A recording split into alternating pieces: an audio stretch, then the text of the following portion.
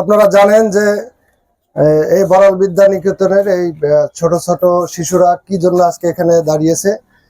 আমরা জানি যে গতকালকে আমাদের চাটমোড় উপজেলার হরিপুর ইউনিয়নের রামপুরায় একটি 7 বছরের শিশুকে নৃশংসভাবে হত্যা করে একটি ভুট্টার ক্ষেতে ফেলে রাখা হয়েছিল, যার বাড়িটা আমাদের বড়াইগ্রাম পার্শ্ববর্তী বড়াইগ্রাম উপজেলার বড়গারফা গ্রামে।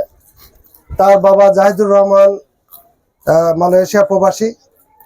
জানি না কি কারণে কেন এই ছোট শিশুটিকে নৃশংসভাবে হত্যা করা হয়েছে। শুধু হত্যাই না, এটা যেটা পুলিশের রিপোর্ট, সেটা হত্যার পরে তার মুখকে বিকৃতি করে দেওয়ার জন্য ধাতব জাতীয় কোনো পদার্থ তার মুখে নিক্ষেপ করা হয়েছে।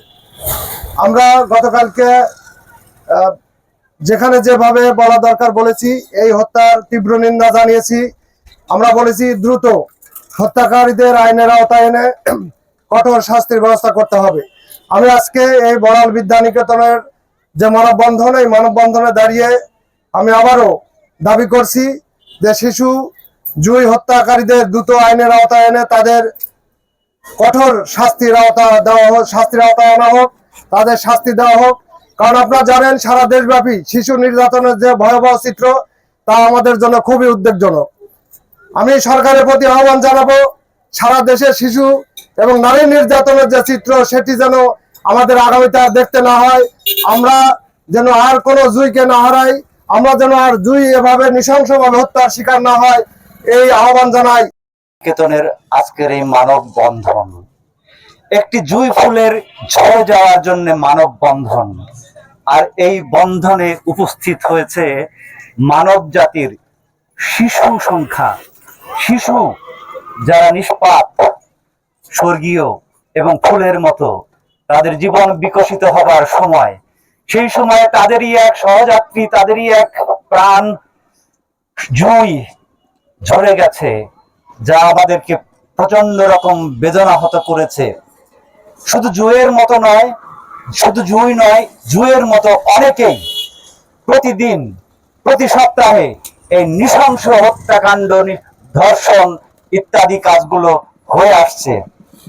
সকলেই বলছেন দ্রুত দ্রুত গ্রেপ্তার করুন, বিচার করুন।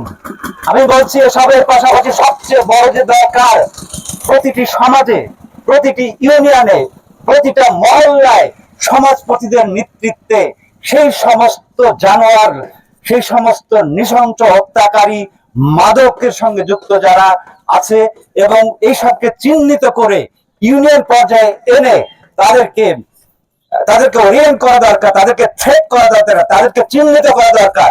জুই নামে একটা মেয়ে, আমাদের চাটমারির মেয়ে, ধর্ষণের শিকার হয়েছে এবং তাকে ধর্ষণের পরে নৃশংসভাবে হত্যা করা হয়েছে। এবং এটা আজকে আপনাদের সামনে আমি কি বলবো, এটা আমার বলার ভাষায় আমি হারিয়ে ফেলছি।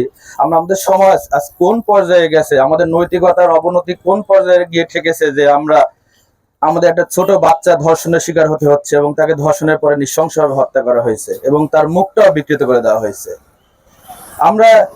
আমাদের সমাজটা আজকে আমাদের শিশুদের জন্য নিরাপদ না। আজকে এই ছোট ছোট শিশুরা যদি এইভাবে ধর্ষণের শিকার হয়, তাহলে আমরা কোথায় গিয়ে দাঁড়াবো?